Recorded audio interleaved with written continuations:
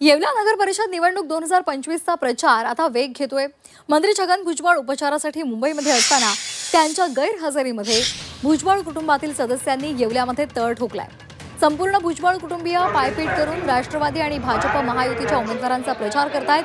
माजी खासदार समीर भुजबळ, आमदार पंकज भुजबळ, विशाखा भुजबळ आणि शेफाली भुजबळ हे सर्वच जण गेल्या काही दिवसांपासून येवल्यामध्ये आहेत आणि कार्यकर्त्यांशी सुसंवाद साधतायत, घरोघरी जातायत, प्रचार करतायत आणि मतदारांचा कौल मिळवण्याचा प्रयत्न करतायत। परंतु राज्यामध्ये भाजप आणि शिवसेना सत्ता सांभाळत असताना येवला नगर परिषदेची निवडणूक मात्र या दोन्ही पक्षांमध्ये विरोधी आघाडीमध्ये लढवली जाते।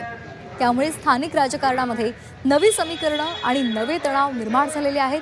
मंत्री छगन भुजबळ यांच्या गैरहजेरीमध्ये विरोधक फायदा उचलण्याच्या तयारीत आहेत।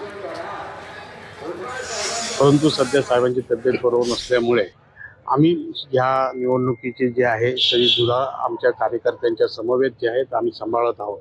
खरं म्हणजे आमच्या कुटुंबातलं जरी कोणी नसलं तरी येवलेकर हे सगळं आमचं संपूर्ण कुटुंब आहे आणि या कुटुंबाच्या जबाबदारीच्या नात्याने आदरणीय भुजबळ साहेबांकडे आहे की या कुटुंबाला सांभाळायचं, ह्या येवल्याच्या जनतेला सांभाळायचं आणि ते काम जे आहे नीट व्यवस्थितरित्या पार पाडायला पाहिजे। विकासाचे जे कामं व्हायला पाहिजे। रणनीती आखण्याची गरजच नाहीये, कारण भुजबळ साहेबांचं नाव इतकं मोठं आहे की आज येवला त्यांच्या नावाने ओळखला जातो।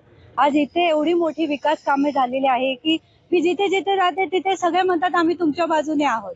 त्यामुळे फार सकारात्मक आम्हाला याच्यामध्ये रिस्पॉन्स मिळत आहे जनतेचा। पण यावेळेस साहेब नाहीत असं तर म्हणणं अशक्य आहे, कारण का साहेब इकडे जरी नसतील स्वतःहून पण ते तिकडे मुंबईला बसून घरात बसून सुद्धा त्यांचं लक्ष पूर्णतः येवल्याकडे आहे आणि आज आम्ही एक येवलेकर म्हणूनच मिरवत असतो सगळीकडे, कारण का साहेबांनी जो विकास केला येवल्याचा म्हणूनच येवल्याला आपल्याला स्थान मिळालं।